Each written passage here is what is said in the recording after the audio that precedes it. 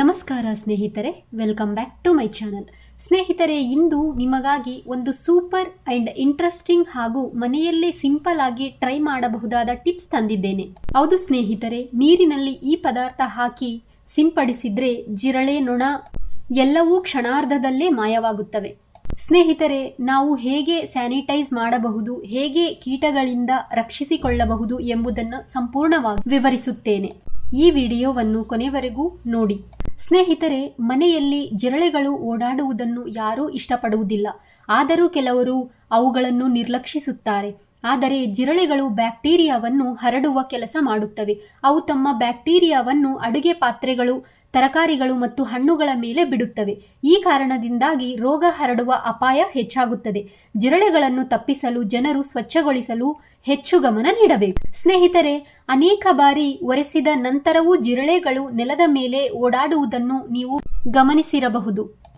ಆದರೆ ಆಗ ಅವುಗಳನ್ನು ಹೇಗೆ ಓಡಿಸಬೇಕು ಎಂದು ಅರ್ಥವಾಗುವುದಿಲ್ಲ. ಅಂತಹ ಸಂದರ್ಭದಲ್ಲಿ ಮಾಪ್ ಬಕೆಟ್ನಲ್ಲಿ ಲವಂಗದ ಜೊತೆಗೆ ಕೆಲವು ವಸ್ತುಗಳನ್ನು ಬೆರೆಸುವ ಉಪಾಯವನ್ನು ನಾವು ನಿಮಗೆ ಹೇಳುತ್ತಿದ್ದೇವೆ.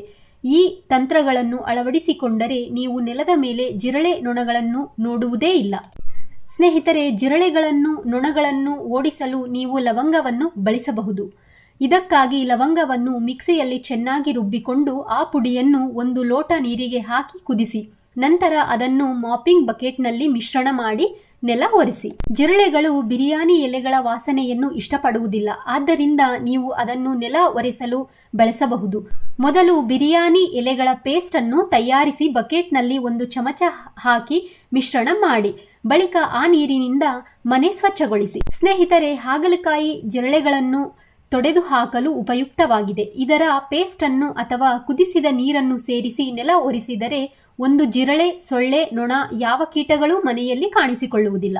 ಸ್ನೇಹಿತರೆ, ನಿಮ್ಮ ಮನೆಯಲ್ಲಿ ಹೆಚ್ಚು ಪ್ರಮಾಣದಲ್ಲಿ ಹಲ್ಲಿಗಳು ಕಾಣಿಸಿಕೊಂಡರೆ ಬೆಳ್ಳುಳ್ಳಿ ಪೇಸ್ಟ್ ಅನ್ನು ಹಲ್ಲಿಗಳು ಹೆಚ್ಚು ಕಾಣಿಸಿಕೊಂಡ ಜಾಗದಲ್ಲಿ ಇಡಿ. ಇದರಿಂದ ಅವು ದೂರವೇ ಇರುತ್ತವೆ. ಅಥವಾ ಇನ್ನೊಂದು ಉಪಾಯ ಹೇಳಬೇಕೆಂದರೆ 1 ಚಮಚ ಮೆಣಸಿನ ಪುಡಿಯನ್ನು ನೀರಿಗೆ ಮಿಕ್ಸ್ ಮಾಡಿ ಸ್ಪ್ರೇ ಬಾಟಲ್ಗೆ ಹಾಕಿ ಎಲ್ಲಿ ಹಲ್ಲಿಗಳು ಹೆಚ್ಚು ಬರುವ ಗೋಡೆ ಕೆಳಭಾಗದಲ್ಲಿ ಸ್ಪ್ರೇ ಮಾಡಿದರೆ ಅವು ಬರೋದನ್ನ ಬಿಟ್ಟು ಬಿಡುತ್ತವೆ. ಗಮನಿಸಿ ಸ್ನೇಹಿತರೆ, ಕಣ್ಣಿಗೆ ತಾಗಬಾರದು ಮತ್ತು ಮಕ್ಕಳಿಂದ ದೂರ ಇಡಿ. ಸ್ನೇಹಿತರೆ, ಈ ಟಿಪ್ಸ್ ನಿಮಗೆ ಇಷ್ಟವಾದರೆ ನನ್ನ ಚಾನೆಲ್ಗೆ ಸಬ್ಸ್ಕ್ರೈಬ್ ಮಾಡಿ. ಧನ್ಯವಾದಗಳು.